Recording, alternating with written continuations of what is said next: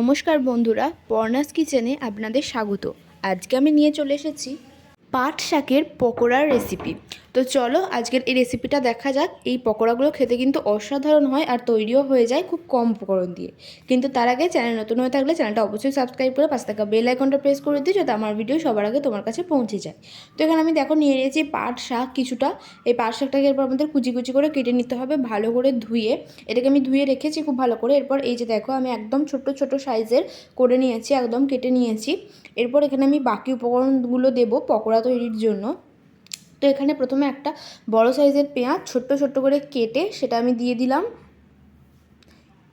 এরপর দিয়ে দেবো রসুন, 3 থেকে 4 কোয়া রসুন একদম কুচি কুচি করে কেটে এই যে দেখো দিয়ে দিলাম।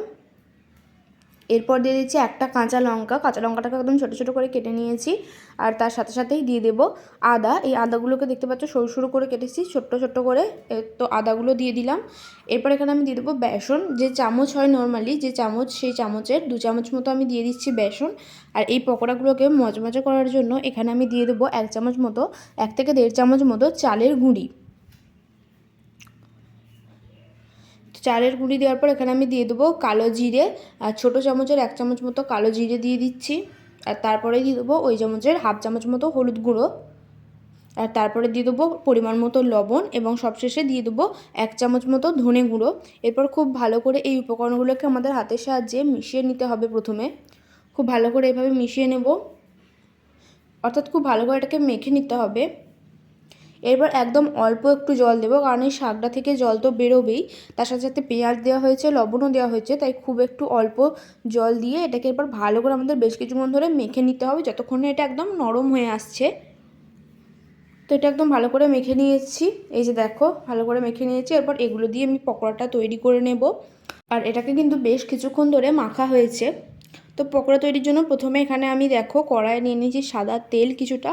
এবার তেলটা আমাদের প্রথমে গরম হতে দিতে হবে হাই ফ্লেমে দিয়ে। তেলটা গরম হলে গ্যাসের ফ্লেমটাকে লো রেখে এরপর আমি পকোড়াগুলো ভেজে নেব। তো যেরকম সাইজ তোমরা দিতে চাও সেরকম দিও। আমি একদম নর্মালি যেরকমভাবে দেয় সেরকমভাবে হাতের সাহায্যে একটু চেপে চেপে সাইজ দিয়ে নিয়ে এটাকে তেলে দিয়ে দিয়েছি ভাজতে। তো একবার আমি 5 থেকে 6টা দিয়ে দেবো ভাজতে। এরপর এপিট ওপিট একদম লাল করে আমাদের ভেজে নিতে হবে। গ্যাসের ফ্লেমটাকে অবশ্যই এই সময় লো রাখতে হবে, যার ফলে বড়াগুলো কিন্তু খুব ভালো করে ভাজা হবে আর খেতেও কিন্তু অসাধারণ হবে। তো তোমরা একবার এইভাবে অবশ্যই পাট শাকের পকোড়া তৈরি করে দেখো। পাট শাকের অনেক রেসিপি তো আমরা খেয়ে থাকি, অবশ্যই একবার এই পকোড়া তৈরি করে দেখো, আশা করছি ভালো লাগবে। তো এইভাবে একটা পিঠ হয়ে গেলে এভাবে উল্টে দেব, আর এটাকে একদম লাল লাল করে ভেজে নেব। আর এটা ভাজতে একটু সময় লাগবে, যেহেতু লো ফ্লেমে ভাজি, আর লো ফ্লেমে ভাজার ফলে কিন্তু পুরো পকোড়াটা খুব ভালো করে ভাজা হবে।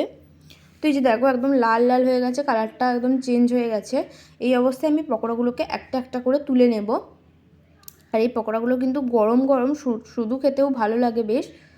তোমরা অবশ্যই বাড়িতে একবার ট্রাই করে দেখো।